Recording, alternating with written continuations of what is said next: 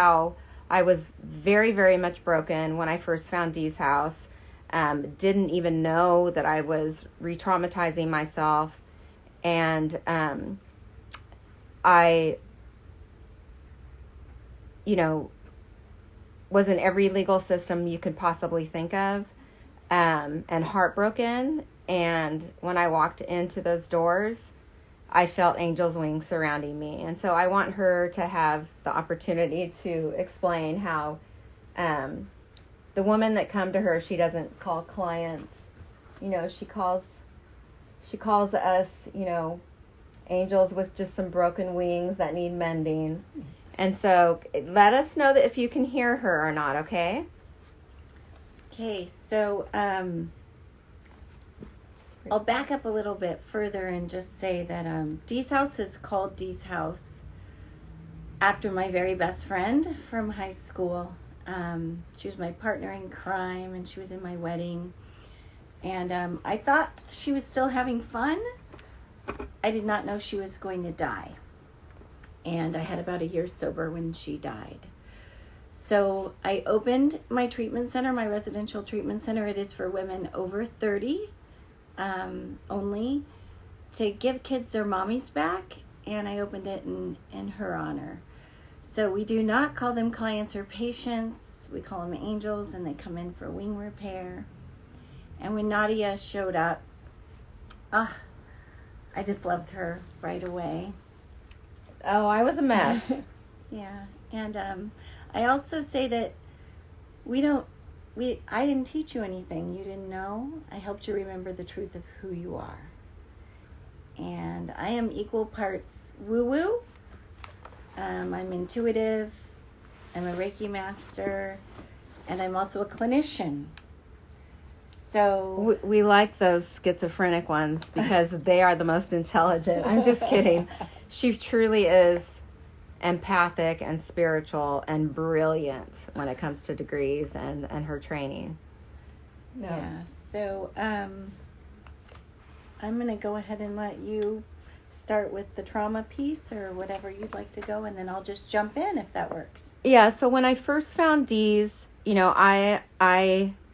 I needed to learn the basis of sobriety and also just be introduced to the codependency in the marriage and even start thinking there was a way out. And after leaving Dee's house, I not only was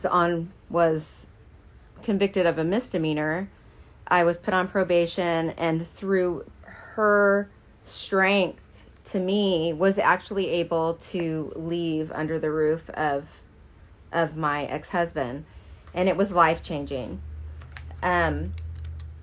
Life continues as it is. I was the same person inside with the same way of surviving in this world, in a reptilian brain, I said earlier, and I had long-term sobriety, and then I'd have a spiral within 24 hours of like a PTSD flashback moment, intense ones, where the bottle would be in my hand, within hours, and I was either in jail, treatment, or hospital. It was so severe, the ones from the adult trauma that I had experienced.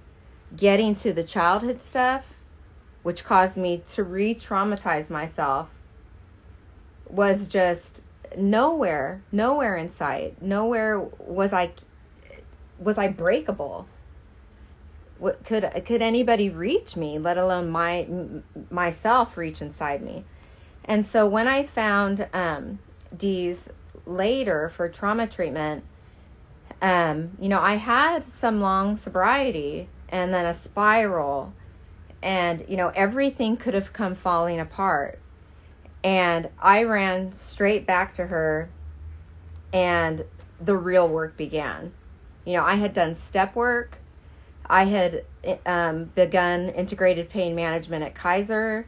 I had a fellowship that I ran back to, but the core root of little Nadia, little brown girl, who wanted to save the world, but thought, she just was a dirty, broken, damaged little girl. Still wasn't talked to. I still hadn't reached her. And so I'm going to actually read the beginning, just the intro shortly of chapter 19. So it's towards the end of the book. And it's, "Dear son, never stop growing or striving to live wholeheartedly." And I said, perhaps it was the result of hard work, clear thinking, and healthy boundaries. Perhaps it was the inevitable end of a 7-year journey. You see, dear son, something drove me to do more. I had to go back to the beginning to understand the middle. I had to understand the middle to create a new end. I had to do deep trauma work to fully exist in my true self.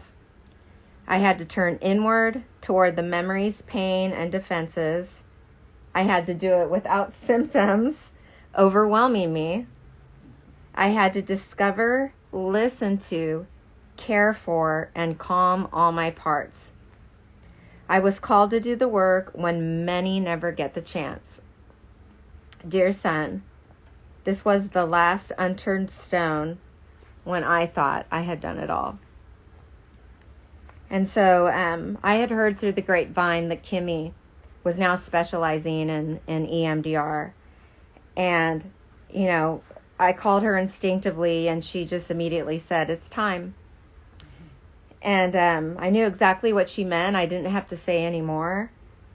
And she made one thing vehemently clear from the beginning.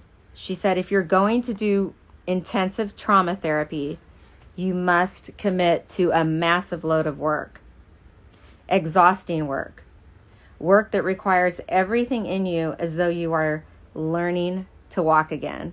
And I remember I said to you, well, Kimmy, you know, I had to do that before when I broke all my bones. Yeah. And she's like, you know, yeah, I don't give a damn. I don't know if she said that, but she said, this is harder, much harder. Most give up and aren't willing to continue. You will feel cut open, deeply vulnerable, and often unstable, distraught, and pissed off. People around you may judge your mood and behavior. It is critical you shelter yourself from such negativity.